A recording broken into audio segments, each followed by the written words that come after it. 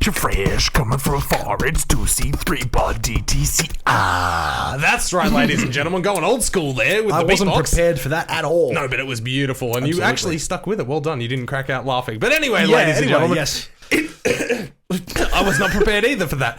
It is time for 2C3 Pod, TCTP, Two's Comedy Threes Podcast, DTCR. Yes. Does the cinema. Now, unfortunately, this week, my co-host Dylan couldn't get to the cinemas, which is totally understandable with everything that's going on. Yeah. But I had the unfortunate privilege of going to watch a certain film that came out last Thursday, March the 12th. Happy birthday, Mum. Yep. Happy birthday, Jennifer. BLOODSHOT. Okay, Now, before you rip in, okay, yeah. I want to get some words in because I just feel like I've absolutely. got nothing to contribute other than reading the description and telling you about what I've heard. That's fine. Well, did you want me to run through all of our weekly stats? Yes, let's do that. All right, first. so of course we have BLOODSHOT. Now, it was directed by David S.F. Wilson, written by Jeff Wadlow and Eric Heister, based on the comics by Kevin Van Hook and Don Perlin. Yep. Of course, we have Vin Diesel, Elza Goz... You mean Vunda? Yeah, Vunda, Elza Gonzalez, Sam Hugan, Toby Kebbell, and Guy Pearce. Now, it was distributed by Sony Pictures Releasing, a budget of $45 million,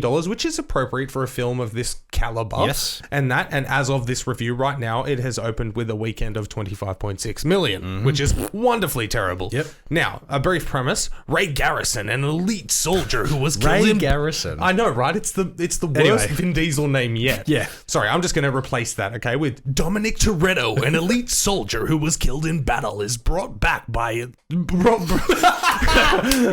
All right. Is brought back to life by an advanced technology that gives him the ability of superhuman strength and fast healing. With his new abilities, he goes after the man who killed his wife, or at least who he believes killed his wife. He soon comes to learn that not everything he learns can be trusted. The true question is, can he even trust himself? You mean the true question is... Yeah, I know. Yeah. But anyway, so that's the brief premise. You hit me with some stuff and then I'll tell you everything about it. BLOODSHOT was a film that I was some kind of level of looking forward to because it's yet another new film property based on a popular... Not as popular, but still semi-popular comic book franchise by Valiant Comics. Exactly. They've done a lot of great work, a lot of great things. Apparently the comic has been going for years and is quite good. Yes. Obviously, having Vin Diesel's name on it does give it a bit of a reputation Yeah. from the get-go, out of the gate, because...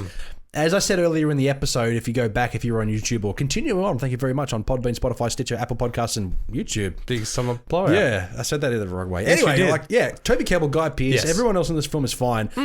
Vin Diesel, as I said, has a bit of a stink against the name, and I think that is purely from his level of ego surrounding the Fast and Furious franchise. Yes. Yeah. Not to say that he's not a bad actor. I've seen him fine in everything, but he's just the same in everything. Oh, 100%. Apart from this is maybe not any different. Yeah. And I haven't seen the film, as you established earlier. Yes. I've listened to a few reviews and I've heard a few people say things about it, and I've heard completely mixed. I've heard people say, yeah, it's really good, and go, no, it's terrible. Yeah. This and that. You know, Vin Diesel was fine, but the rest of the film was good, and then some of the robotics were good, and whatever else. Anyway, I'm not rushing to see this one because I was going to, but then I thought, you know what? I don't have the time, and I don't really want to prioritize this over everything else that's going on in my personal life right now. Hell yeah. Which you're aware of. Yeah, absolutely, man. You got way better things to do. Yeah, so... No. Ray Garrison. Yeah, what the fuck? Yeah, exactly. Ray Garrison. Yeah, But exactly. I will say, where I was trying to get to, but my mind really didn't get there until I reread it, the budget is appealing. Yeah. Because it's 45 mil. That's a smaller budget. They could have easily thrown 100 at this. Oh, exactly. That's right. That seems like a safe budget. But unfortunately, off results so far, it's not safe enough. No. But that's the thing. There's a lot of things in this film they would have never been able to have done if they knocked it down to 25. Yeah. So I will say, the money in this film was well spent for what is done. So you're saying in terms of like cinematography and film wise and animation wise? Yeah, special effects wise, Yeah, and that's the word I was looking for. definitely cinematography wise. Yes, there is a lot left to be desired, but at the same time, you can see where the money was spent, and it all makes sense. Yep. The only issue with this film is the film. And well, that's usually the case with most films. I mean that in the sense that the issue that I had with this film was the story and the lack of any kind of explanation.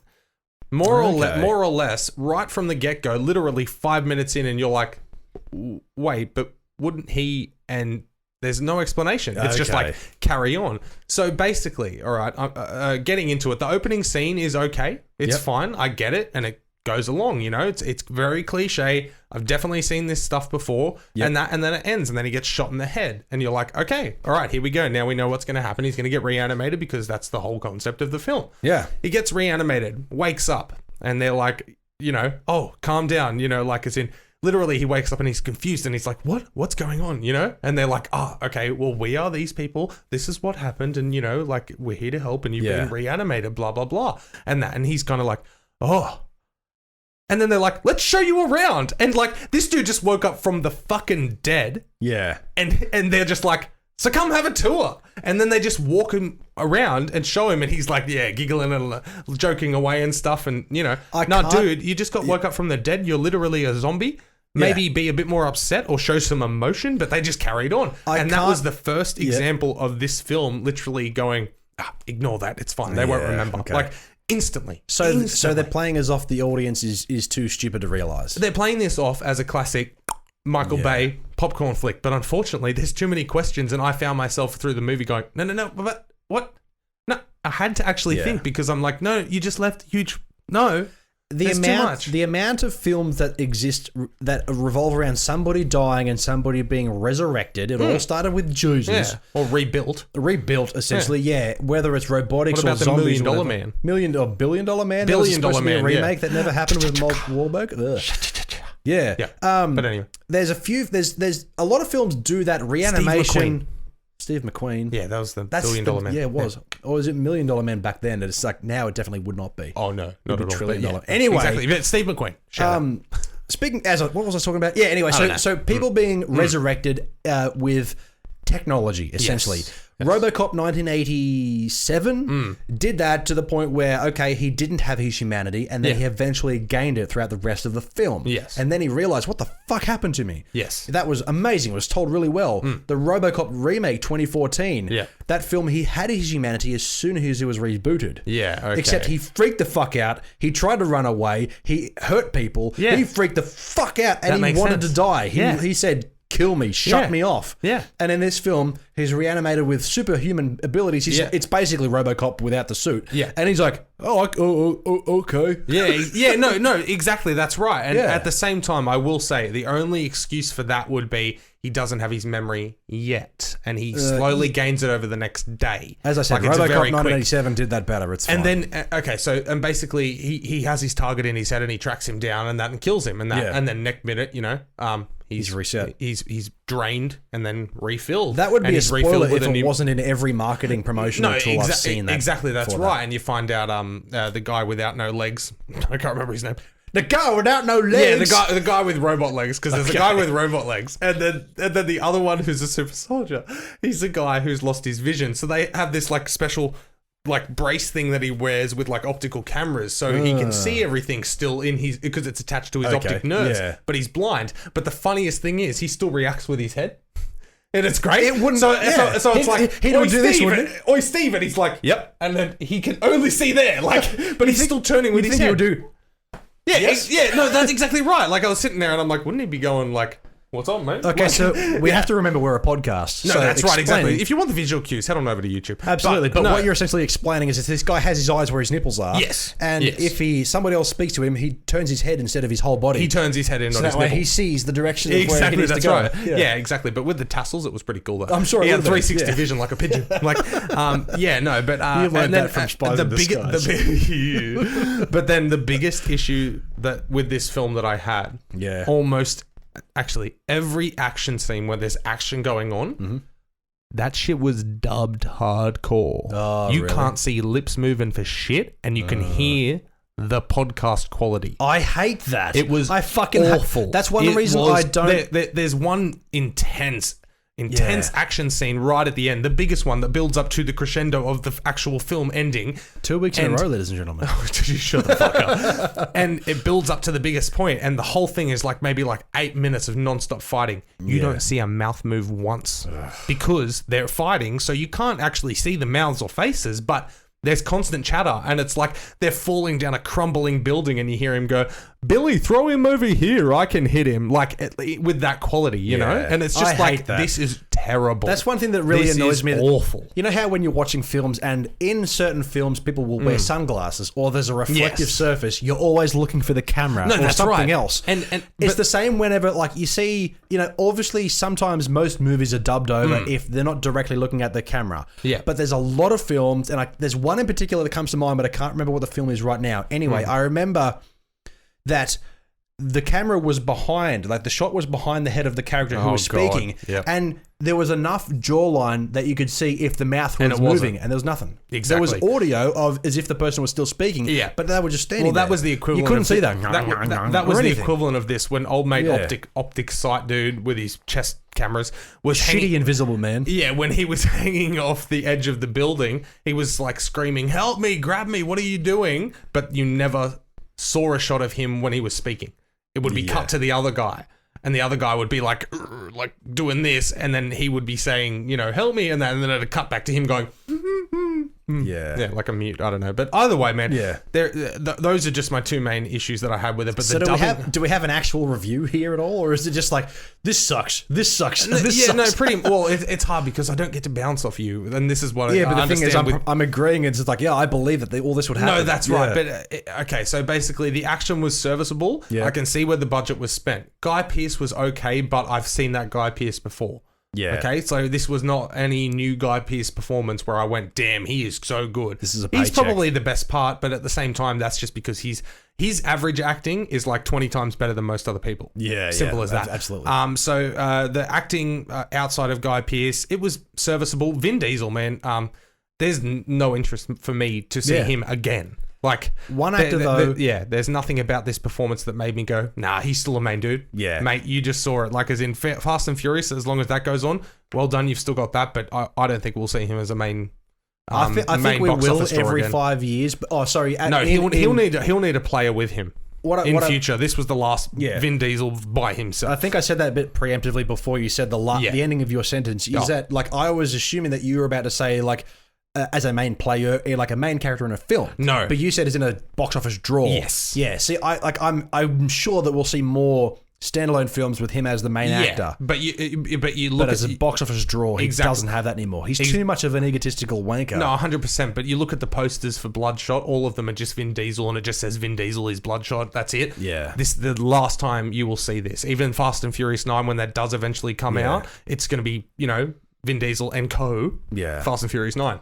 Yep. Was Toby Kebbell underutilized in this film like he is in every single film? I can't believe that motherfucker is the fourth or fifth person on this because he's in it for like 5 minutes. Yeah. It's bullshit, man. Because I saw him come on. Fucking hilarious. The opening scene, he played Martin Axe, I believe. Yeah, Martin Axe. Yep. And his opening scene with Vin Diesel is amazing. Yep. He does this dance to a Queen song. I can't remember which one off the top of my head. And it's amazing. There's humor in it. It's good back and forth. And then he's the one who kills Vin Diesel. Oh, okay. But then you find out he's just like the ninth memory. Yeah. Exactly. Okay. But then he's in it for one more scene when Vin Diesel tracks him down to kill him. Yep. That's it. Like, not enough Toby Kebbell. Okay. Yeah, that's what I'm saying. There never is enough Toby Kebbell, but there is a really good, really magnificent episode of Black Mirror. Yes. With Toby Kebbell. It's amazing. Check it out. There you go. But so Bloodshot as an entire film with the story holes in it. I can see where the money was spent action-wise, but at the same time, the dubbing ruined any action scene for me. Yep. There is some comedy in it from one of the characters. I can't remember who it is off the top of my head. It was Eric, I believe. No, Wilfred Wiggins. My bad. Sorry.